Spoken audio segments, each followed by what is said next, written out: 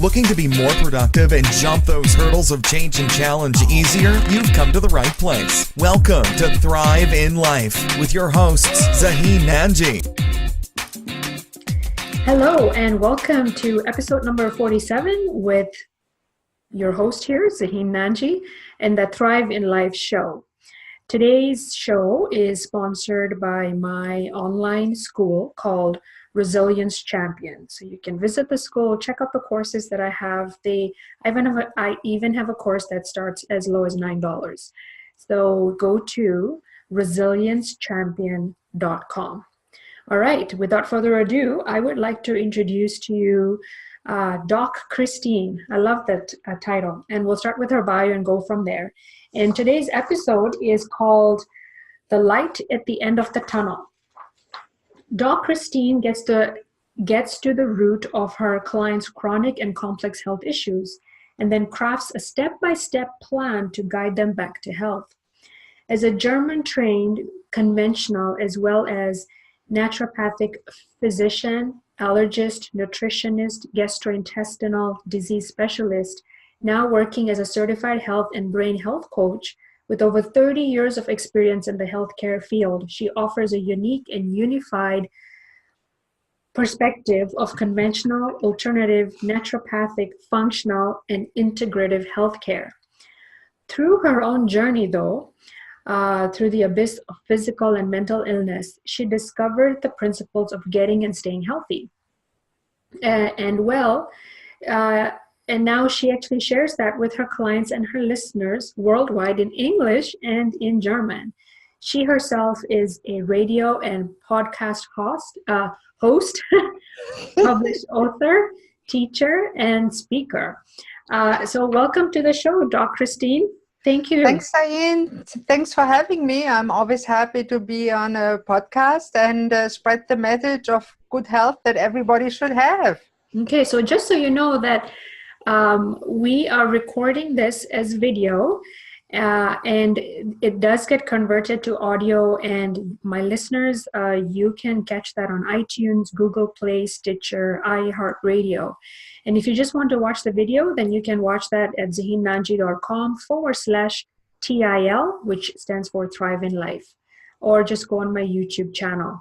And again, just Doc Christine, where I am right now, I'm actually recording this in our wellness center that we have in Alberta, Canada. So it's nice to see your background there where you've got all those supplements and books and everything. That's great. It's just a few of them, and I have actually a private meeting room next here, but here where I see my online clients, mostly in my office, where I keep my files because I'm very keen on privacy. Yes. In my office, I hung all my paperwork and it's all legit. Some people question that. You have to check here the background. Really, you show there's so much fake out there. Yes. I'm all real. And I always say I'm a real person. And all that is just paper on the wall. Right. You get what you see. And I'm down to earth. I don't mind cleaning the toilet, cleaning out our backyard chickens. Part what I do. Perfect. And I think I'm not only the only certified brain health coach, at least in Atlantic Canada, but I'm also probably the only doctor here, at least, that has experience of being an inpatient in a mental health hospital several times. Right. So now that, thanks for being open about that, because a lot of people find that it's a hard, topic to discuss, but that's why you're doing what you're doing. First of all, you are German, and I just wondered, how did you end up in Nova Scotia? That is a very interesting story.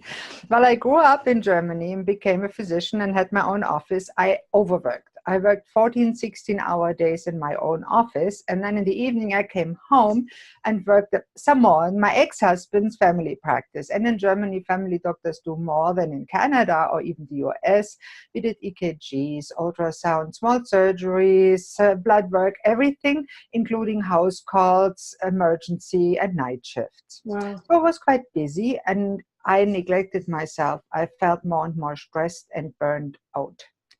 So one day something had to give for me. It was my back. One day my back started paining and I thought, oh, I'm now one of the people that have back pain. So what? In the evening, I could hardly tie my shoelaces. I made it home into bed. Next morning, I couldn't get up.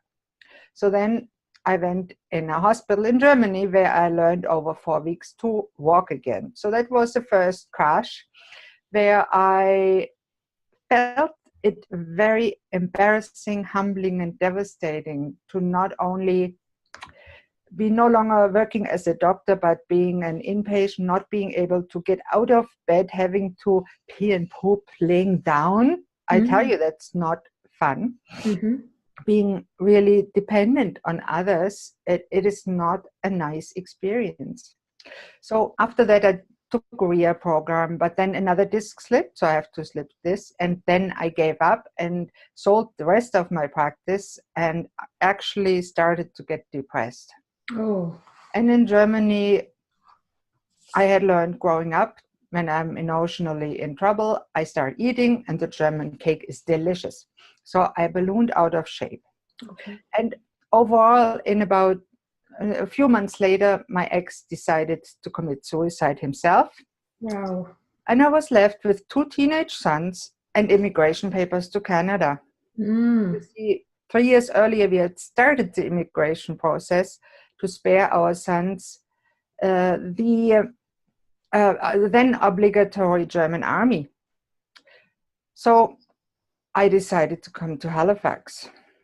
So that's how you ended up in Nova Scotia. That's how I ended up in Canada. In the end, it turned out a very good decision, but at first it made it worse. No contact, no people around that I knew, and my sons being rather spoiled, demanding teenagers. So one day I ended up trying to commit suicide. Didn't do it, thank God. But an inner voice, and that's the first time I actually listened to an inner voice, told me, you don't want to die, you want to get help. So I drove myself to the emergency room. The residents there recognized how bad I was, and I spent 4 weeks here in a mental hospital, waiting for medication to kick in. That's what they usually do. Yeah. Listening to John Denver music, which I found very nice. I still like him. Died way too early. So I'm so glad that you talked about what you went through. I mean, you went through so much, working hard in Germany to going through back pain and then kind of saying, okay, this is it. And then your ex committing suicide and then coming, like, that's a lot happening in, I would say, in a short amount of time. And that can affect anyone. But now looking at you and knowing your background and what you do, how did you shift from a victim to disease to helping others? I think the key factor that changed everything was that after 5 to 10 years struggling, being back and forth in mental hospitals, being in the day hospital program, getting needles for my back, and it just went downhill and downhill like a spiral. And at one point I said, that can't be the rest of my life. I have to make the decision for change. And I made the decision to change my life. And I always did research. I'm a researcher. I always was a geek, nerd, whatever you want to call it, and like to study and find out. So I knew theoretically a lot of what I needed to do. So I applied it to myself. I was 315 pounds. At that point, I decided on gastric bypass surgery. Didn't do it here. Went to India to have it done. Went perfectly. Lost 150 pounds. Didn't feel much better. So I had to change everything. Start the right supplements. Change the nutrition. Straighten out my stress response. Work on my thought process, the automatic negative thoughts. Develop a whole mental outlook that is much better. But I always feel first you have to set the physical conditions right so you can work on your mental, and then you have to work on your purpose. Because without it, you won't really be happy in life for a long time. Wow. It's so important to lay the foundation first, like the way you said, you have to practice laying the foundation over time and then working on your mental aspect. Yeah. Thank you for actually saying that. So now that you're doing what you're doing, and I have to say you're a rock star for doing what you're doing. You. What are 3 things that you would do differently today and would tell your 15-year-old self? My 15-year-old self, don't get engaged to a man that's 14 years older and have children with 19 and 20, number 1. Do what you always wanted to do instead of giving in to your parents. I always wanted to become a doctor, but I wanted to be a psychiatrist. My parents wanted me to marry a family doctor, a physician. So I had children very early. And he basically said, oh, you make more money as a dermatologist. Why don't you become a dermatologist? So I did. So basically, I was a people pleaser, not a good place to be. Number 2. And number 3, I would say, go for your passion. Take the risk. Go for it. I probably would have gotten to the States then. I had a chance to get a stipend there. I didn't do it because I was engaged. He was an excellent physician, my first husband, but a miserable husband. Oh. So, and in German, it's interesting, the word assertiveness doesn't exist. I learned that here in the day hospital after I was discharged from mental hospital. Yeah. And that was really an eye-opener, because in Germany, you're either submissive, which women are supposed to be, or aggressive, which men usually are. There's no healthy middle. Right. There is. So it was a culture belief then that that's how you're supposed to be. At least at that time, because it's about, at that time, yeah. oh, I'm now 57, so that would be 40 years ago. Okay. All right. That is a long time. And I was very fortunate because shortly after I came here to Halifax, about a year later, I met my now husband. He's from here and he's a sweetheart. So that keeps me here. Yeah, yeah. So tell me how you help your clients. Like what exactly do you do? My main process is what I call AIM for brain health. AIM is an acronym, and it stands for assess, intervene, and maintain. That's the 3 phases of my programs. First, you have to assess what's really going on for this individual. There's no averages. For this individual, what is the problem? Get to the root of his or her individual problem. Number 2 is intervene. Stop what's going on. Remove what's possible in toxins and other influences that are not good for him. Help them along to change what they need to change. And then enter the phase 3, M for maintain. Because without somebody holding your hand for a little longer until it's really your second nature, and holding your back, holding you accountable, helping you, answering questions in between, somebody that has been through the process and knows what it means. And when somebody tells me, oh, I'm thinking of committing suicide, I can say, I know how you feel and mean it, because I do. Right. And I think that differentiates me from very many other people. And I missed the opportunity to get licensed as a doctor. I'm glad about it now, because as a brain health coach, I can much more intimately connect with the people and don't have to resort to possibly toxic medications. Right. Although I'm not against it, I myself take still medications, psychiatric ones, because I was psychotic too. So there's a lot going on, but I always say a psychiatric label is not your fate. No, it's not. You're completely right. So just going back to the AIM. So you assess, implement, and intervene, and maintain. Exactly. Okay. So what kind of clients, like what kinds of things do they come with? How do they know that they need a brain health coach? Many clients are chronically tired. They struggle with depression. They may have tried different things, counseling, this supplement, that supplement. They may take medications or not. And it doesn't matter. I can work with any medication. As a conventional doctor, I know all about the effects and side effects.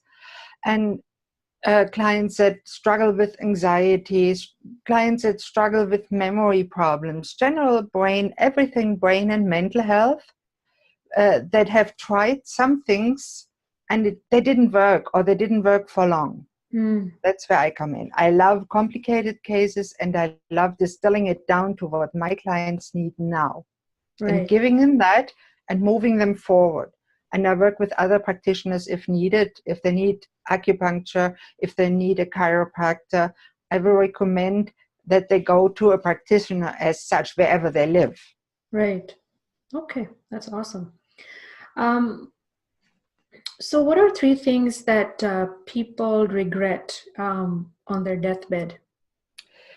The 3 things, and I worked with that dying, not dead people, in a hospital here, actually volunteering while I was just for a few months here or years. And they said, nobody told me I wish I worked more. Not one. They said, I wish I loved more. I had more time to love people truly, to spend with my family, to take the risk to really do what I want in life. Because many people say, I didn't take the risk. I always wanted to do this and that, and now it's too late. And then they wanted to tell people, think about your purpose, what you want to do before you die, before it's your last day, because then you can't do much. Think about what legacy you want to leave, if you have children, for your children, or for your community, if you live in a community. Think about how you want to be remembered. Do you want on your gravestone to be written, he was always cranky and miserable? I certainly don't. Right.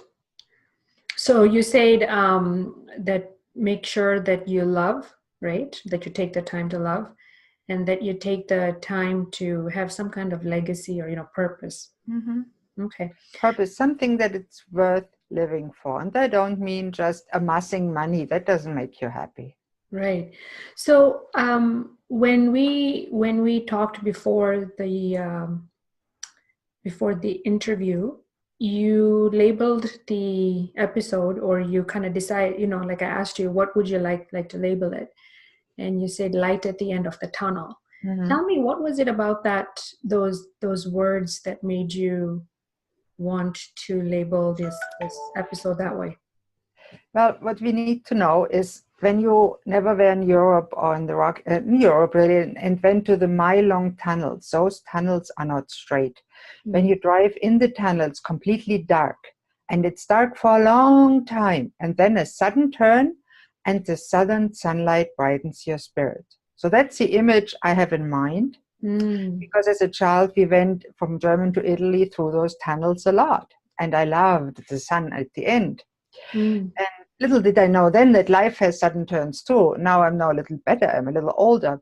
And in every presentation and in every radio show, that's my motto. I always say, if you're stuck in a dark place, I want to tell you, don't give up. There's a light at the end of the tunnel for you too. Lovely. Well, with that, can you believe we're almost to the end of the show and how it passed so quickly? But I liked the analogy that you gave about tunnels, and, you've been there, so you know what it's like. I actually, like another author said one day, that, when you drive at night, your lights only show so much out there, right? You don't know what's happening after that, because it's so dark, like there's no street lights. So just think of it that way, that you're going somewhere and you'll get there. You can't just see that right now. You can only see just a little bit further ahead. Yeah. All right. Well, how can my listeners and viewers get a hold of you? The easiest way is through my website, https://docchristine.com. DocChristine.com. DocChristine.com. Okay. And I'll put that in the show notes. And I know that you gave the viewers and listeners a checklist to reverse depression, emotional pain, and chronic fatigue. So I'll have that link as well in the show notes. So as you heard, please make sure that if you want some more information on brain health, and of course, I mean, if you work with your emotional pain or depression or anything like that, Doc Christine can help you out and make you more resilient so that you can bounce forward. All right. So until next time, make resilience your first reflex. Bye now. Bye. Thanks so much for listening to Thrive in Life with your hosts, Zaheen Nanji. For more great content and to stay up to date, visit ZaheenNanji.com. That's ZaheenNanji.com. We'll catch you on the next episode of Thrive in Life.